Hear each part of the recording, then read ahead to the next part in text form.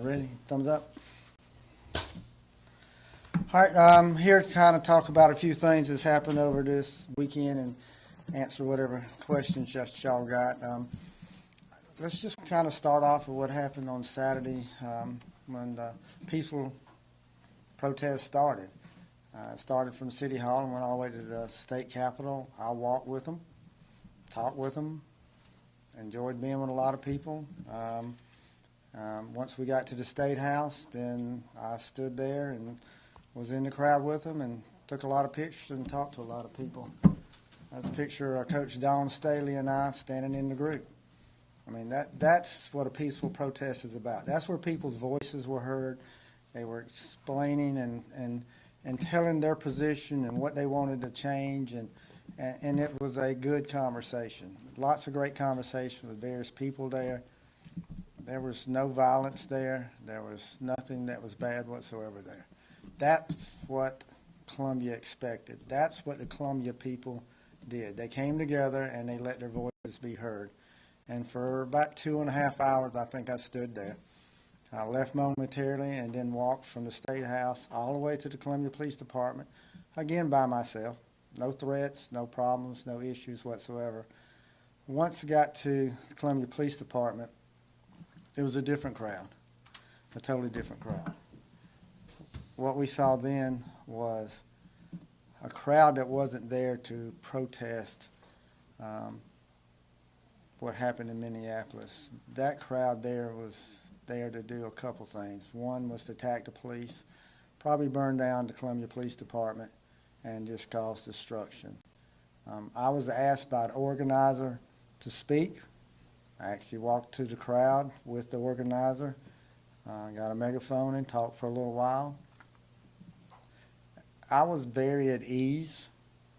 I had a McDonald's cup in my hand that I was drinking out of. It was not where I needed both hands to be scared that somebody was going to hit me. There was no cussing at me. There was no spitting at me. There was nothing thrown at me. I talked to the crowd. The few good protesters that were there, they left. What was left were people that were rioters, that were there not to protest, just to cause damage. And from that point, it basically went downhill. You saw a lot of rocks thrown. Captain Yachira, come up here a minute. You don't have to go any further than right there. Captain Yachira was hit by one of the rocks too. That's her injury right there. She was one of those that was injured there. Standing there beside me, and a rock hit her, and then she's got an injured finger. But the attacks that came, and I think y'all have all seen the attacks that happened. You saw the flag being burned. You saw cars being burned. You heard about officers that were injured. At some point, we had to take the city and make sure the city was going to be safe. And what that took was a lot of agencies coming together. Columbia Police Department, Richland County Sheriff's Department. We had help from the Camden Police Department. We had help from West Columbia, Casey. Our federal agencies were there. FBI was there. SLED came in. Highway Patrol brought people in. And at that point, we knew that we had to do something, and that's when we started dispersing the crowd. And then we had damages that were done. We made some arrests, and then basically we closed the city down. And I want to thank the mayor, Teresa Wilson, the city manager, also Chief Holbrook, for the strong stance that they took. They did what needed to be done very quickly as far as local government, and putting the curfew in effect and saying that this stuff has got to stop. So Saturday night was good. Started back up again yesterday. Again, a very peaceful protest at the State House. Some of the same people that were there Saturday in the peaceful protest showed up yesterday. But then you had another crowd that was part of the crowd that was at the police department earlier on Saturday, tried to come into the back of the Columbia Police Department. And again, there's no doubt what their intent was, and that was to destroy property, police cars, police building, whatever. So we had to stop them, and we did stop them. And then they roamed the streets and finally ended up back up at the State House. Again, that was peaceful on some that was at the State House, and then you had a crowd that attacked the police, and at that point we had to close everything down. It's been a very coordinated effort. by us, but also a coordinated effort by those that have organized the destruction. They're organized. This is not just a group of people decide they're going to get together. There's some organization into this, and that's from the outside. And then you have some people that's from Columbia also that's involved in it. Gentleman here from Orangeburg, St. Matthews area was arrested yesterday. I'll put what he had with him. What has that got to do with a peaceful protest? Is that a peaceful protest right there? Just like the shots that were fired at our deputies on Saturday night, how is that a peaceful protest? What has that got to do with changing the system? If the system is broke and bringing justice, how is that going to do that? By shooting at deputies, bringing a weapon like that to a peaceful protest, there's nothing peaceful about that. And that's what we're dealing with. The good people there that are doing peaceful protests, that's fine. We support them, and I was out there with them. But people like this that are carrying weapons like this and that's hell-bent on destroying Columbia is not what we're going to allow to happen. And we put a stop to it. And we're going to continue to put a stop to it. And we're going to continue to work. But this is what these officers are up against. It's not just rocks and bottles and liquids being thrown at them. It's bullets. There's bullets like that in that gun there.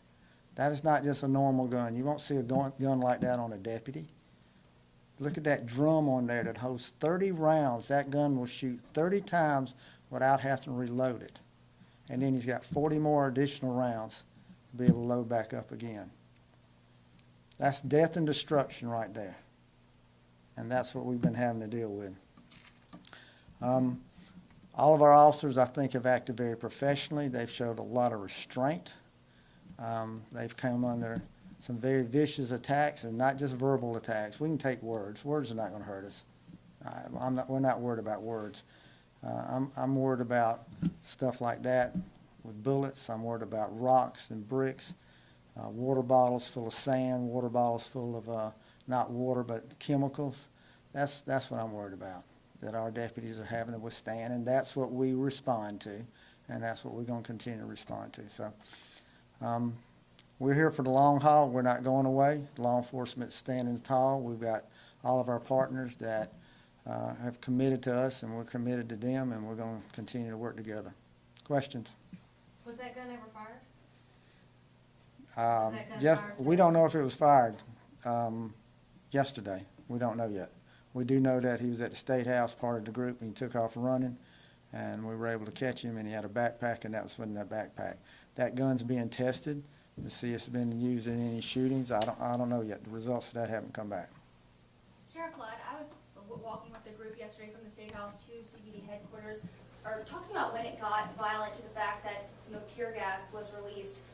At the front line, was there someone who pushed an officer, or how did you guys make the decision to release tear gas at the back entrance to CBD? When they started pushing against us, and the rocks and the other stuff started being thrown at us.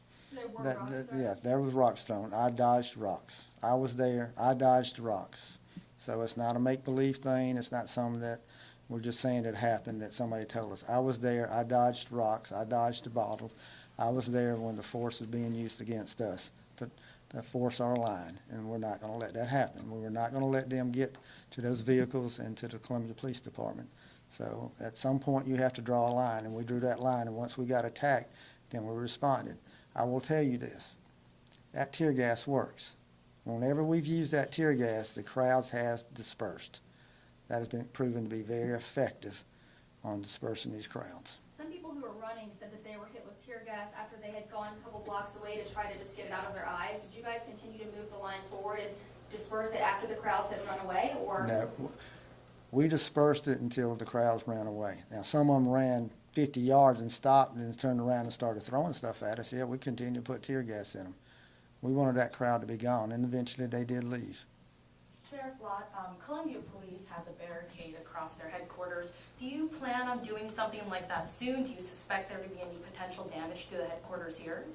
Here at the Sheriff's Department? Yes. No. Sheriff, you said you believe some of this activity is organized. What can you say about who's organizing it, what evidence you have of that, and where this group might be coming from? Well, just going over the rest, we've had 2 from North Carolina, 1 from Georgia, 1 from New York, and 1 from Virginia. And I'll go back to the past when we've had an issue, when we had two opposing groups at the State House, and the issues we had then, and how organized that was, and that was people from the outside. And we're seeing the same thing here. And that's what we hear. We're being told. You know, it's not the local organizers that's, the local organizers are actually asking for help. They're saying, we can't control these people. You know, if you talk to them, they'll tell you that they don't control this group that comes in. It's completely separate from them. And their motivation, their mission is a lot different than the organizers putting these protests together, peaceful protests together.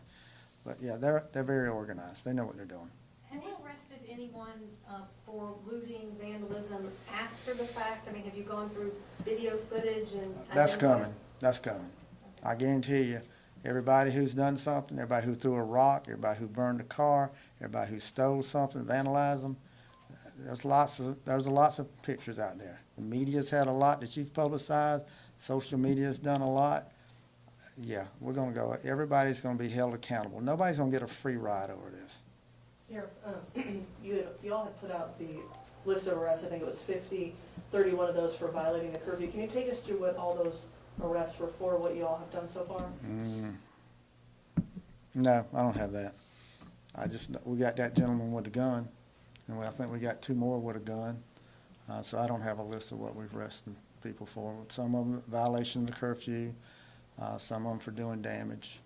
It's just a variety of arrests. Sheriff, some of the people who walked with the crowd down to CPD yesterday said that they were unaware that anything was going to turn violent. They thought it was peaceful, that obviously they ran away when the tear gas was dispersed. So what would you say to these people who want to peacefully protest and want their voices heard, but then, you know, a couple of maybe bad eggs? It's not a couple. Not interrupted, but it's not a couple bad eggs. And those few that are good people walking with them, they can tell very quickly that what their intentions were. You know, to sneak up behind the Columbia Police Department.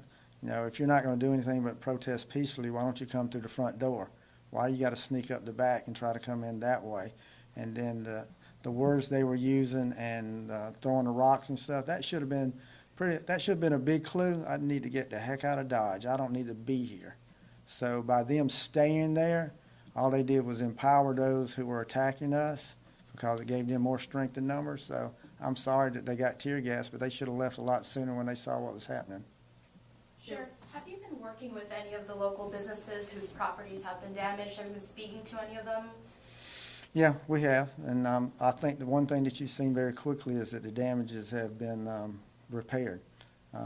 That was one of the goals, is not to let the graffiti and the damages linger. You know, we had sightseers come. We don't want to have them give them anything to see. So, yeah, you've seen it. And I applaud the city of Columbia for that. They acted very quickly on Saturday night, and they got things cleaned up and, you know, tried to get our city back to normal where it needs to be. Sheriff, how many people were trying to get in the back of the police station on Sunday? 75, maybe, or more. In terms Yeah, and of- you had it.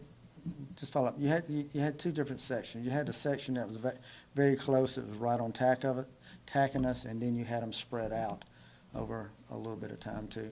You also had some that was trying to flank us and sneak around and go to both sides of us. Again, when I talk about coordinated attacks, that's part of a coordinated attack. If you're peacefully protesting, you just walk up to where you're going to do. You have your voices heard. You have your signs up.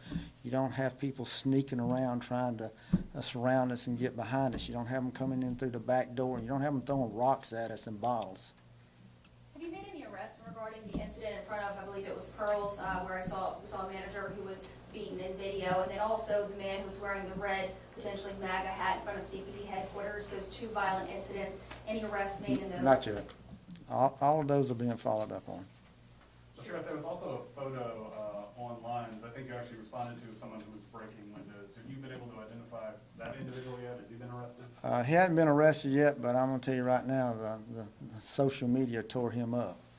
We didn't have to identify him. Social media identified him for us, and he's been made, I'm not going to say famous, but infamous for his destruction. So he's going to get a knock on his door. Sheriff, can I ask how many deputies were sent out to these protests this past weekend, and how many were injured, including Captain? We had 3 other deputies that were struck by bottles, 2 in the face, 1 on the arm. Captain Arteria was hit by the rock on her finger. That was the injuries to our people. The city had more, including one that had to go to the hospital. Sheriff, were you able to identify some of these agitators? Were they wearing anything distinctive? Some of them were. There was a group that wore goggles, shirtless. There was some other ones that we've identified that were agitators also. Yeah, we've identified them. Do you have, We're in the process of getting them fully identified. do you have a name for these organized groups that you say were called? Now, I'm not going to give them the credit of giving them a name right now. They'll get a name when they get arrested and it's released on their arrest report. Then you can have the name of their groups. Sheriff, you talked a little bit about when it was the peaceful protest on Saturday, actually being in the crowd and walking with them, and that you had a good conversation. That's one of the things that is the underlying goal, it seems, with this Right. conversation. Talk a little bit about what they mentioned to you and what you would implement if this Well, were the best of the situation. I don't know if there's anything different that we would implement in Richland County and probably City of Columbia that we haven't already implemented. We're so far ahead of everybody else in being transparent in what we release and how we talk about critical incidents and building relationships with the community. And I think that was evident in the fact that I walked. I walked by myself. I didn't have a security detail with me. I walked and talked with the people. That, to me, that's an example of how we've been successful in building relationships with the people. And that's why I'm saying what you saw later wasn't Columbia. What you saw later was something else. That's not Columbia.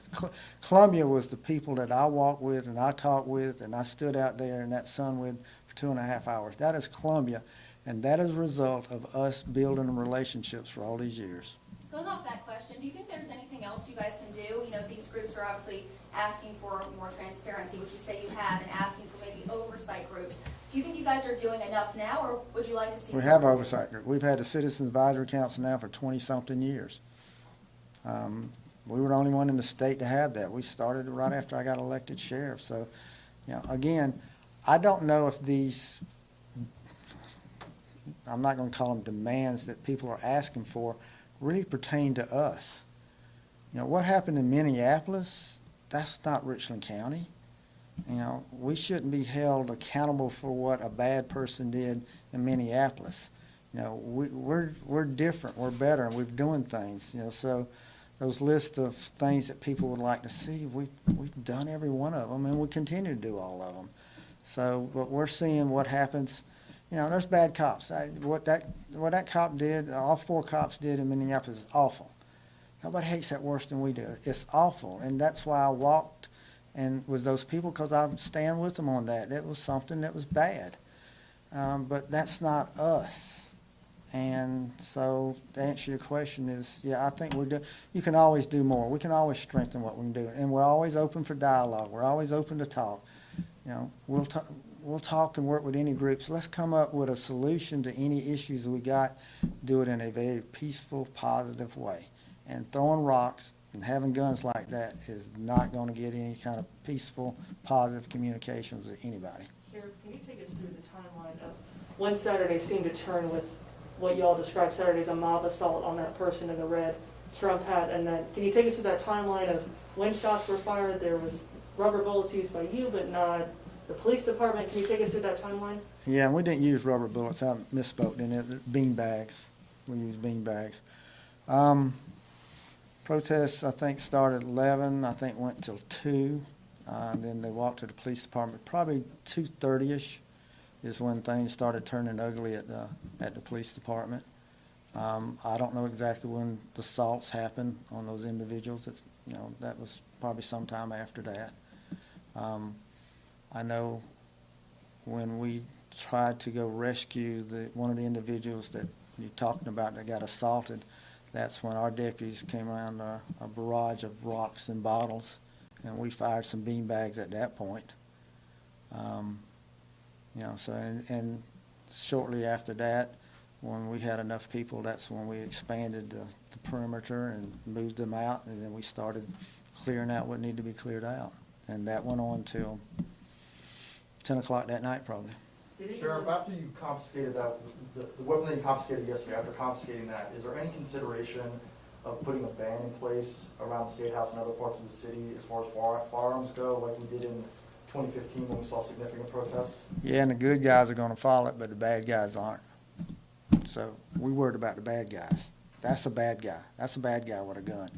You know, he's already breaking the law, so, you know, a ban you're gonna put on there, he's gonna laugh at that. They're not gonna pay any attention to something like that. Sheriff, one of the protesters demands is that you have an outside agency review anytime there's an incident with your department. Is that something you guys are open to looking into?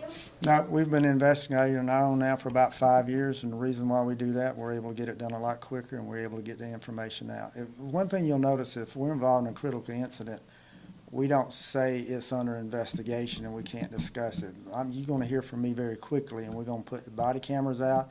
We're going to put the information out. We get it out. We don't hold it. So, you know, we've been very successful, and the public in Richland County has been very happy with it. We don't get complaints from Richland County citizens that we need to change anything with that. Do you feel like anything more can be done in situations like this? We can de-escalate the tensions, or do you feel like it's just a question of law enforcement showing up in force to deter that kind of behavior? I don't know how you can de-escalate a mob of 200 or 300 people that are hell-bent burning the police department down. I don't know how you can de-escalate that. You know, I talked to them, and the good people left, but not the bad people. So, you know, I don't know how you can de-escalate something like that. You know, we stood there for quite some time and had rocks and bottles and stuff thrown at us, a lot of verbal stuff, and we didn't respond. That's de-escalation right there. We were just standing there protecting the property. That's de-escalation. And then when it gets to a point where you've got to go on the offensive, then that's what we did. When the tear gas was used at the State House yesterday afternoon, what happened to precipitate it then? They had, I think, rocks and bottles were being, Columbia police officers were being attacked at that point.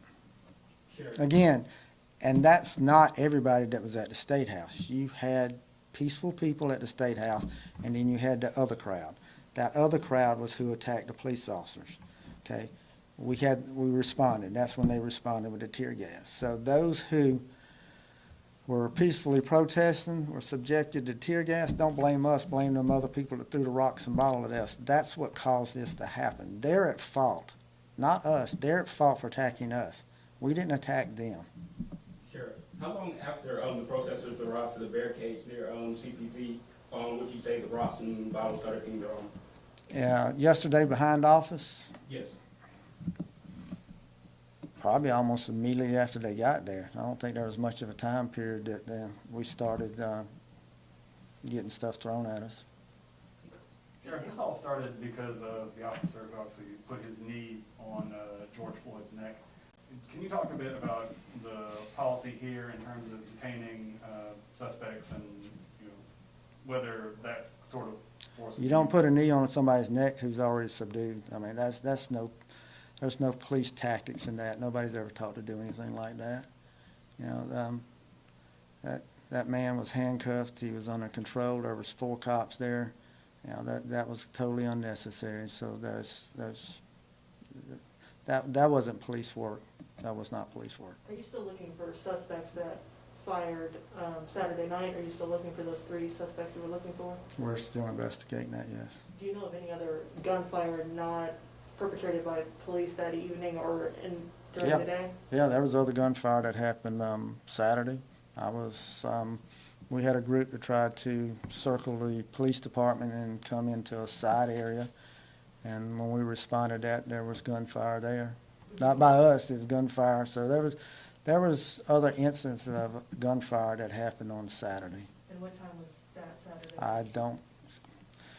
I couldn't tell you what time it was. You know, time kind of went a little bit different that day. Sheriff, will you guys be at the protest that's planned at 2 p.m. at the State House today? We will still be, if it's a peaceful protest, so be it. But we're prepared. We're prepared. If things turn ugly, we're prepared again. Yesterday, obviously, there was more of an attitude of you guys weren't going to let anyone get near CPD. And Saturday obviously was a different story. Did you guys make people aware that they were not allowed to come near CPD headquarters yesterday? Some of the people who thought they were maybe peacefully protesting, did you warn them and say, do not come to CPD, or? No, they could have come down the street to CPD, and where the barricades were, they're more than welcome to come to the front. Nobody told them they couldn't come there. They're the one that chose to try to sneak around the back. Sheriff, I think there's a lot of conversation online about whether or not children should be allowed to attend these protests, putting their lives in danger. Anything you have to say about even bringing pets outside too? I think a lot of people have been bringing dogs to these protests too. I don't see a problem bringing children to a peaceful protest. When the flag came down, I think, how many years ago, I brought my daughter to that. I thought that was important for her to see. I saw friends out there Saturday that had their children there. I saw teenagers there that my daughter plays basketball with. A peaceful protest, there's nothing wrong with that. Again, when peaceful protesters see the other element and what they do, then those peaceful protesters need to leave. And if you got a child, you definitely need to leave then, because you don't know what's going to happen. And I'll give you an example. At the police department, when the protesters, when the rioters were throwing stuff at us, they hit one of their own, knocked him out. We had to rescue him and bring him into the police department and give him first aid, call his daddy and come pick him up. They injured their own. So there's that possibility. If you stay when it turns violent like that, yeah, you could be hurt, but also your child could be hurt if you have a child there. Did the protest move beyond downtown Columbia? We've heard rumors of something happened at Sand Hills or the Target on Two Notch. The peaceful protest has been basically at the State House, the City Hall when they marched down Main Street. I think they walked around the State House yesterday. That's been all the peaceful stuff, but we haven't had the other stuff at locations that you're talking about. Is the overall arrest number still at that 50-ish number? Close. We got two different agencies. Well, we got more than two different agencies involved, and so we're trying to compile and get all that together. It's a lot for us to coordinate, but also we've got to be prepared too. So this is be the third day in a row now that we've had to address this situation if something goes on today. And I'm gonna say this: I would ask those who are organizing these peaceful protests to look at what's happening, understand that you're not controlling this. So your peaceful protest now is turning into something else that other people are using. So how about work with us? Let's find other means to do something to get your voices heard besides having a peaceful protest, because it is getting sabotaged and hijacked. You're not helping anybody's cause whatsoever. So maybe we need to cool it for a little bit and see if we can come up with something else, because the last 2 days hadn't been good. It hadn't been good for those who are out here trying to do destruction. Is there plans, if today were to get out of control, to re-implement a curfew? That would be up to the City of Columbia, to the mayor and city council there. And I can't speak for them, but I can pretty well guess and tell you that if it gets to like it did on Saturday, there's no doubt that they'll do what they need to do. The city is taking, they're not tolerating this. And they acted very fast on Saturday, and they continued on Sunday. The outside agitators who were arrested, were you able to get any information from them on how it was being organized? I mean, are they being paid to come here? What kind of organization are they? We haven't got quite that far. I will tell you, even going back 5 years ago, I actually arrested one of the protesters myself. He was from Virginia, and he told me, yeah, he was paid to come here. He's paid, given money and given a bus ticket and told to go to Columbia and create havoc. So, we've experienced that before, and it's the same type stuff. So we're getting all of that. Right now, our immediate concern is making sure we keep things safe and property safe, and then the investigations will go on, and those will be held accountable. Thank you. That's it. Gotta go. Thank you.